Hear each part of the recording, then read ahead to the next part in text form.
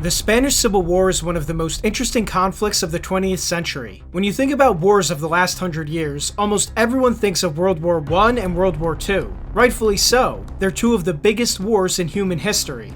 But what's often overlooked is the time period between these two wars, and how it shaped the world order. It was in this interwar period that the Spanish Civil War occurred, and it earned the reputation of being known as the dress rehearsal for World War II.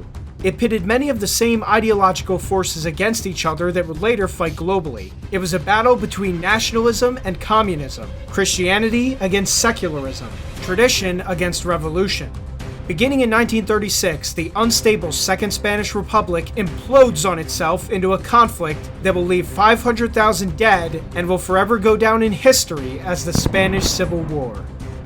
The struggle saw an alliance of monarchists, phalangists, traditionalists, landowners, and more battle for supremacy against a coalition of communist, anarchist, liberal, and republican forces. So what led to this conflict? What were the key factors that brought down the Second Spanish Republic? What has to happen to bring a nation to civil war? In this video, all of these questions will be answered.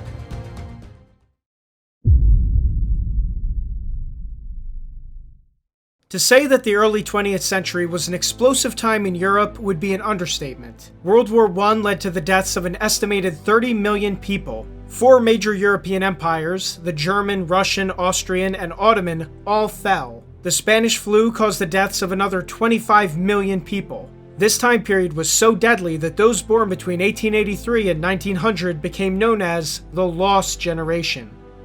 While Spain was neutral in World War I, it was experiencing its own problems. The nation was a shadow of its former empire, having lost most of its overseas colonies in the 1800s to revolutions. Back at home, Spain was a country that couldn't decide on its own future. It underwent multiple civil conflicts between liberals and conservatives over what kind of government Spain would have. The general trend over the years was more power being taken away from the king and the church and given to parliamentary bodies. Between 1874 and 1931, Spain was in a period known as the Restoration, where it was a monarchy led by a restored king of the House of Bourbon. However, under the liberal 1876 constitution, the king was not absolute and had to rely on the parliament to pass most laws. The parliament was dysfunctional and hardly any prime minister could accomplish anything. The country seemed to be in a malaise as neither monarchists nor republicans got what they wanted. But as the Industrial Revolution spread through Spain, it became clear that changes would be necessary. By the 1920s, Spain saw the rise of multiple extreme issues. A costly colonial war in Morocco was draining the government's finances. At the same time, communist and anarchist sentiment was rising internationally. The successful Bolshevik Revolution in Russia and the Republican Revolution in Germany inspired liberals and Marxists alike to seek similar revolts in Spain. For Republicans, the aim was the abolition of the old world order and the creation of a democracy that would pursue the ideals of the French Revolution: liberty, equality, fraternity, or so they said. They desired the monarchy, the Catholic Church, and the military to all have their power vastly reduced or destroyed. Meanwhile, for Marxists, the aim was a workers' revolution. Some were anarchists who sought for the workers to rule themselves, while others admired the Soviet Union and wanted a similar government in Spain. All Marxists agreed on one thing, however: capitalism had to be abolished, and so did all those who, in their view, enabled capitalism. They decided that morality was simply a bourgeoisie invention, and that the true reality of life was an endless class struggle between rich and poor. Many poor Spaniards were attracted to these ideas because they felt they were unfairly treated by the Spanish landowners. Spain had been, after all, slow to adopt many of the pro-worker reforms that other industrializing nations already had. Fueled by international networks spreading propaganda through Spain, Republicans and Marxists staged strikes, street violence, and anarchy that caused havoc for the government. Losing control of public order, King Alfonso VIII was forced to allow the military to run the country. In 1923, Captain General of Catalonia Miguel Primo de Rivera launched a bloodless coup, dissolved the parliament, and suspended the 1876 constitution. The backers of the coup viewed the parliamentary system as corrupt, inefficient, and detrimental to the national interests of Spain. While the military government was stable for a few years, the Wall Street crash of 1929 brought it all tumbling down. The Depression removed any chance of Primo de Rivera to establish a lasting hold over the country. With the bleak financial situation, the king and the Spanish military withdrew their support from the government, and Rivera resigned shortly afterwards. In April 1931, elections for the new Spanish parliament were held, and Republicans won in all of Spain's major cities. Royalists suffered heavy losses. In the wake of this, King Alfonso abdicated and fled into exile. The Republicans then declared Spain a republic and abolished the monarchy. But peace and stability were far away. The new republic immediately faced major problems.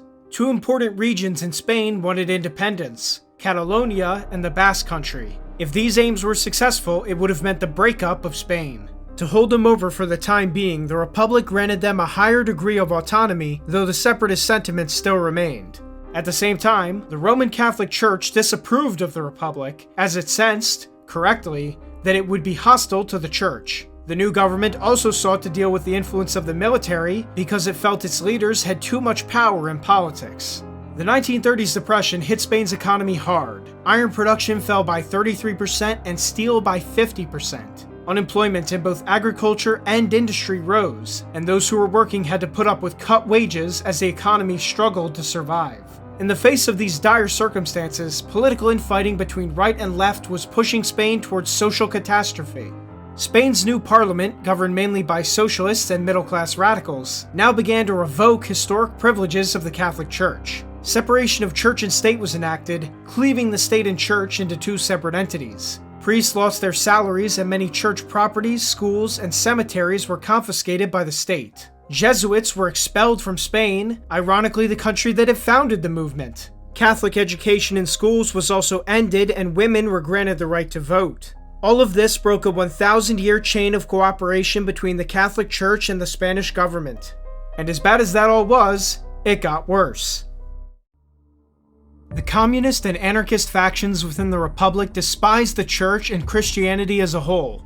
Karl Marx, after all, had declared religion to be the opiate of the masses and a bourgeoisie tool against the workers. The international press agitated heavily against the Church as an oppressor. To the Spanish Parliament, Prime Minister Manuel Azana, who was also a Freemason, declared that Spain would no longer be a Catholic nation. He further declared that religion is unsociable and would not be useful to the Republic. Stoked by this anti-religious fervor, communist groups burned churches, murdered priests, and declared their intention to wipe the Catholic Church out of Spain. The Republican government responded to these crimes by doing nothing. It allowed them to continue without answer. This type of revolutionary anti-religious violence wasn't new. It was identical to that which occurred during the French and Bolshevik revolutions. In both cases, new ideologies sought to tear down the entire foundation of the Christian societies they were in. In Spain's case, the violence would get more extreme once the Civil War began, and it would appall the international community. But the Church wasn't the only target of the new government's rage. Many army officers were forced to retire early. The huge agricultural estates in Spain were nationalized. Simultaneously, the wages of industrial workers were increased at the expense of the industrial class. The Republican government effectively went after everyone it deemed as having too much privilege in society. But by doing this, it created a dangerous situation where it was angering many powerful groups at once: the military, the industrialists, the landowners, and the Catholic Church. These four bodies became more and more unwilling to support the government in Madrid. They were also well aware that there were countries in Europe that might be willing to give support to their plight, as many nations in Europe were scared of communism and the rising Soviet Union. Fascist Italy under Mussolini would be an obvious ally, as would Germany after Hitler assumed power in 1933. In January 1932, the first shots against the government were fired as a number of army officers attempted to overthrow the Republic and the Prime Minister Manuel Azana. The attempt was unsuccessful, however, as the army, for now, stayed loyal to the government. Many officers were still willing to give the young republic a chance. However, in the wake of this revolt, a new political party was formed called CIDA. This was a right-wing party dedicated to protecting the authority of the church and the landlords. It would become one of the dominant right-wing parties in Spain. The government of Azana, having lost support from the right, also began to lose support from the left. Two powerful left-wing political parties, the anarchists and syndicalists, powerful trade union groups, felt that Azana's government was too middle of the road. Both wanted a more communistic state and the overthrow of capitalism. Above all, they deemed Azana to have betrayed the working class for leaving landowners too much power. The extreme left now began to organize strikes and riots in an effort to destabilize the republic. One of these strikes led to a clash between anarchists and government forces that left 24 people dead, including women and children. In the wake of this, Azana resigned as prime minister and new elections were called for in November 1933. In this election, the right wing won a majority of support and CETA became the largest party in the parliament, led by Gil Robles.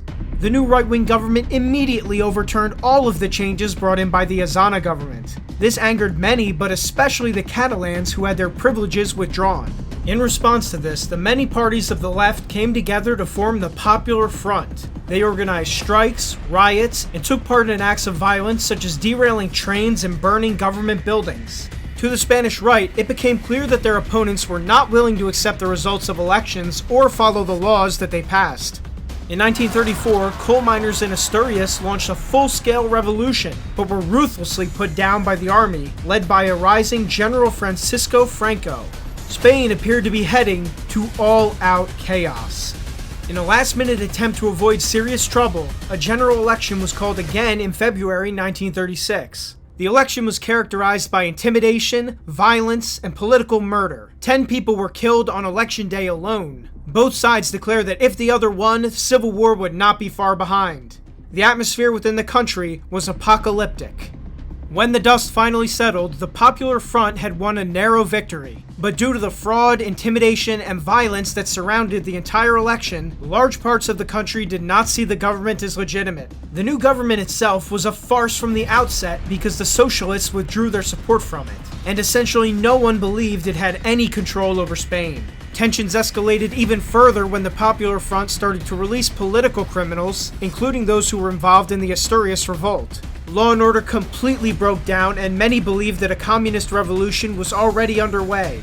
Spain had now become a powder keg ready to explode, and all it would take is a spark.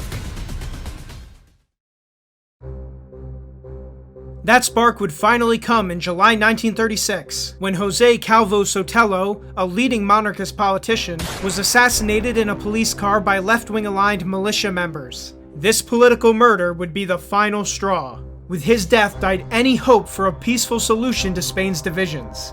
Right-wing politicians and their supporters now believed they were in serious danger and became willing to do whatever it took to take down the Republic. The military had in fact already prepared a takeover of Spain. The plot had been carefully hidden since February 1936, and its adherents now felt they finally had the support to launch it. General Franco joined the revolt and his regiment seized control of Spanish Morocco. He commanded Spain's Army of Africa, the most professional and well-trained unit in the entire Spanish army.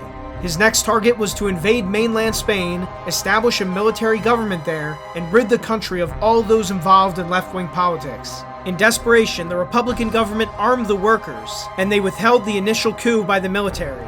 But the battle lines had now been drawn. The Spanish Civil War had begun.